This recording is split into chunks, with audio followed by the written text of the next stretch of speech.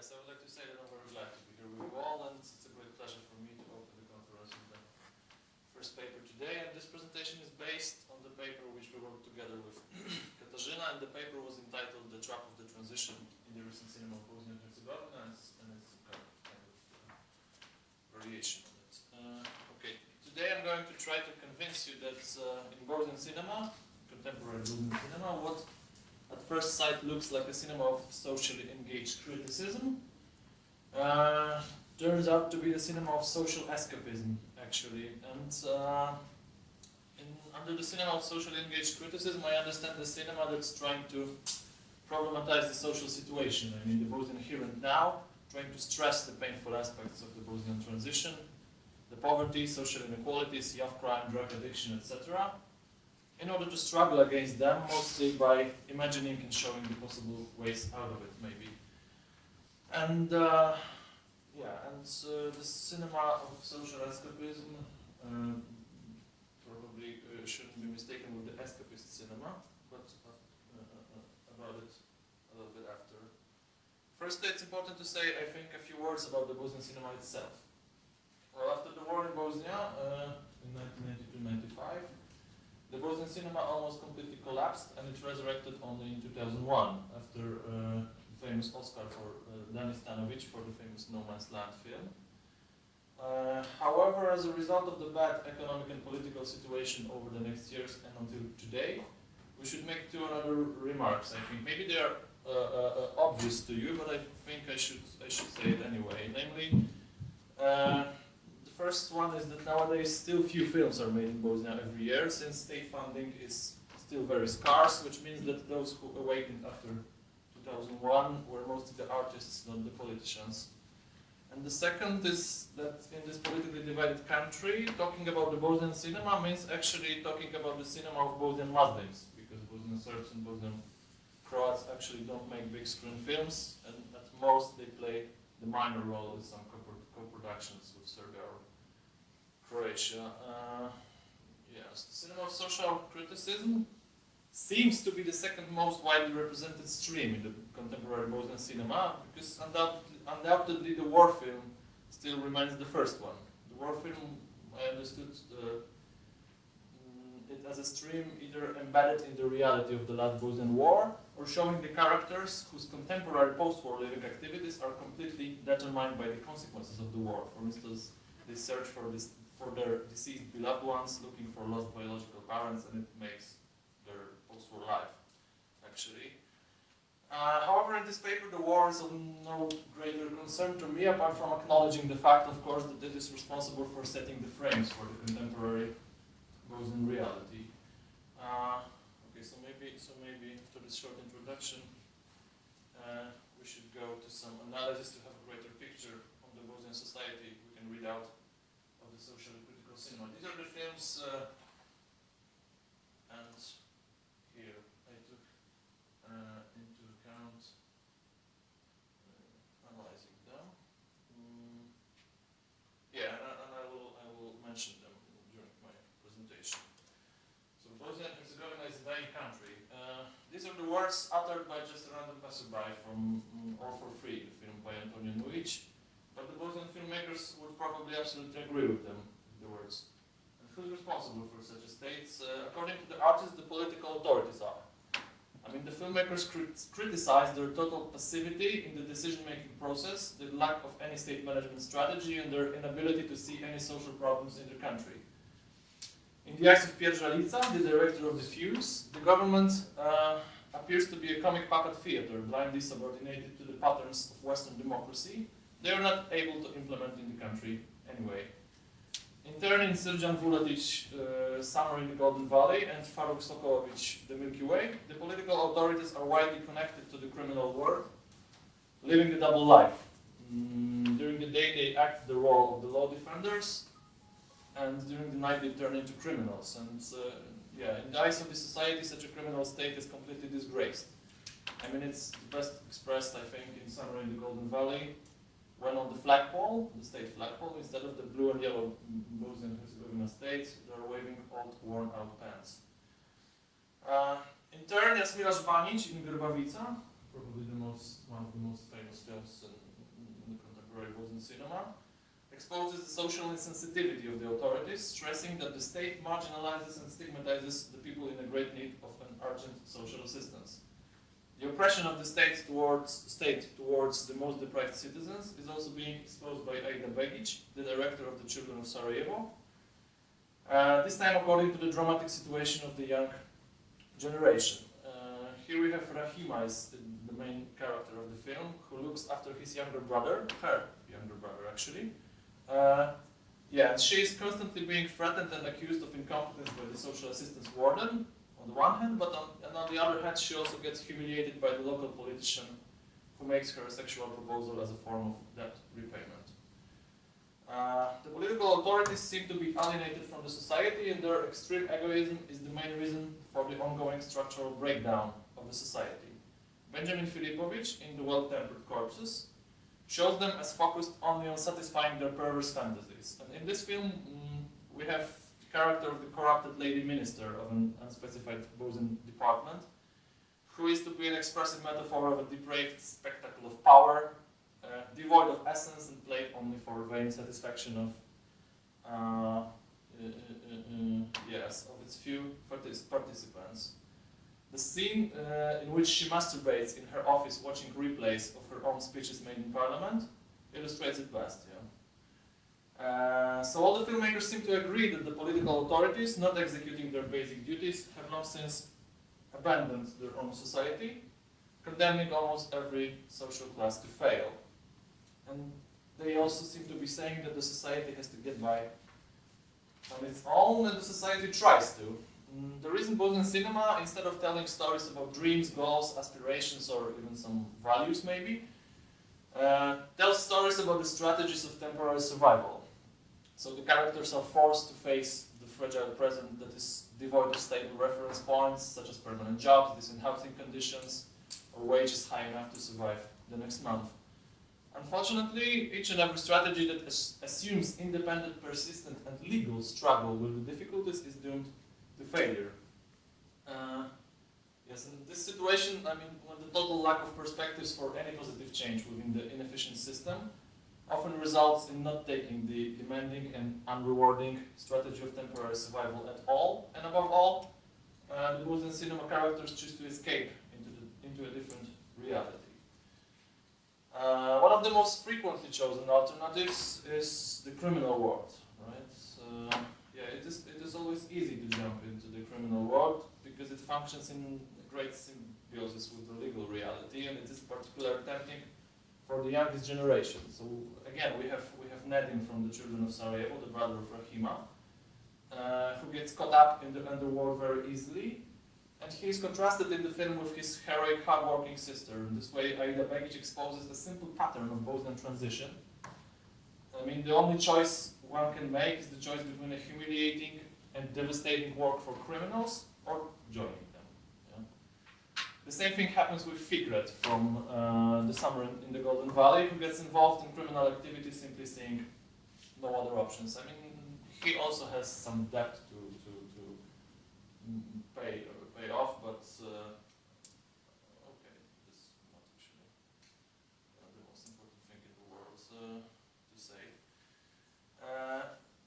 Anyway, some filmmakers actually try to tame the criminal world by creating harmless and comical thug characters. And we have, in the inverted Bosnian reality, we have the figure of a tamed thug, who sometimes acts as a substitute for the alienated elites, right? So a good bandit is the only person to whom the dominated society can turn for help and even receive it. Another escape strategy is emigration. Older people want to run away, but actually few can make it. Mujo and Sena from the Milky Way, the married couple from Sarajevo, they do care. They dream of going to New Zealand, which appears to them as promised land, but they struggle with the ridiculous state law that turns out to be the main obstacle on their way out of Bosnia, but they eventually leave. But not only the people from Sarajevo, also the Bosnian province keeps trying to emigrate. And in the film Armin by Ognjen Svilicic, who is actually a Croat director from Croatia, not the Bosnian Croat, but the director from Croatia, but he made the film like the Bosnian film. So in Armin, the father of the teenage Armin, in search of a better future for his son, takes him to Zagreb to take part in a casting for a war movie about Bosnia. And the travel to Croatia, they travel by bus, it's a long travel, and it's a symbolic attempt to save the child from eventually acquiring the stigma of the Bosnian provincial, which would he probably get staying there.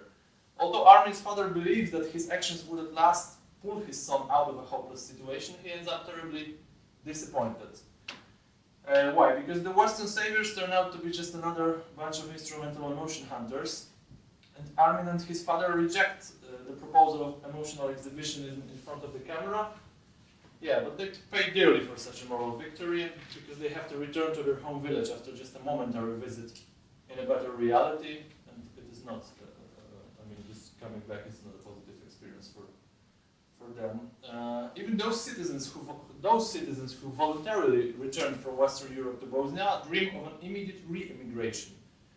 In the Well-Tempered Corpse, we have Risto, the gay architect, who is being humiliated at every step because of his sexual orientation, and we also have his partner Mario, who is a personal assistant of the aforementioned calculated minister, the one who masturbated. And Mario is constantly being forced to take part in her political deceptions. It seems that both gay men are metaphors of a Tefford freedom stifled by the corrupt political elites on the one hand and crushed by the primitive and, in the director's opinion, immature society on the other. Finally, Risto's artistic sensibility becomes totally destroyed in a flash, and his accidental death, near the end of the film, let's say, is an overwhelming accusation against cruel Bosnian reality that ruthlessly destroys any signs of individualism. Although one of the characters from the Milky Way says that everybody is going away, only the Chinese and us, thinking about pensioners, are not, the majority of people do not decide to physically leave, and those who stay usually embark on some kind of an inner emigration, often remaining immersed in some nostalgia for the pre-war past. For example, this is the case of Stjepan from the Milky Way, who is an aged teacher and dedicated communist, who still lived his inner life at the time of Yugoslav brotherhood and unity, right? In his final appearance in the airport, waiting for the plane bound for New Zealand, together with Muja and Senna, he refuses to put a big portrait of Josip Broz Tito in the hold of the plane, as he considers it an act of insult for the great leader. And Professor Munoz similarly behaves in a similar way, because he finds his only asylum in the post-war Bosnian reality in the provisional greenhouse he calls House of Flowers. And this is, of course, the name of Josip Broz Tito's mausoleum, which is located in Belgrade. Finally, in the film, the director destroys Muja's House of Flowers, brutally showing that the time of an idealized socialist welfare has irrevocably passed away. Teenage children whose first memories date back only to the word wartime, and who just simply can't remember the time of Yugoslav brotherhood and unity, they are thus forced to flee into their own imagination or virtual reality. Again, Fikret, the main character of The Summer in the Golden Valley, is endowed with an impressive imagination, and apart from taking drugs and being involved in criminal business, he makes up stories stylized on the Far East legends, thus creating a substitute for a better reality. And Nadim, again from The Children of Sarajevo, the brother of Rahima, drifts between the virtual reality from behind the TV or computer screen and the harsh reality of theft and criminal activity, and both of them seem to be oblivious to anything in between. So yeah, we have the past, we have the imagination, but sometimes desolate individuals choose to jump into utopia as well. I mean, the film characters' helplessness pushes them to desperately believe that they are able to realize even extremely unrealistic projects on their own. And in the Well-Tempered Corpses, we have, I think, the most expressive dreamer. I mean, he's a lower-class pensioner who's firmly convinced that he will revolutionize the world aeronautical engineering thanks to the oil-powered aeroplane he independently designed in his basement. And he does all the project because he just wants to fly over the Atlantic Ocean to visit his daughter. He has not seen for years because he was simply not able to afford the plane ticket to the US. Apart from that, he also takes the role of a social activist, saying that his revolutionary aeroplane will serve the common good. However, the whole project results in a terrible plane crash, and the pensioner dies a tragic death to remind that the Bosnian utopias of a more egalitarian social reality end up in a spectacular failure. And finally, when the total lack of perspective turns the life into a slow vegetation, there is often no place to run. Some people lose everything, like Goran, the main character of All for Free, whose family was taken away by war, and during the post-war period he loses a group of old friends with whom every night he got drunk to unconsciousness. Together with their death during a gunfight at a local bar, Goran loses the remnants of his feeling of delusive safety, which was anyway based on the collective sliding into new despair. Socially uprooted Goran falls into the loneliness, and the only strategy of escape he can see is a passive floating with the stream of random life events. He drifts aimlessly around the country in the old truck converted into a mobile bar, serving free drinks to the accidental people, thus getting rid of his last savings.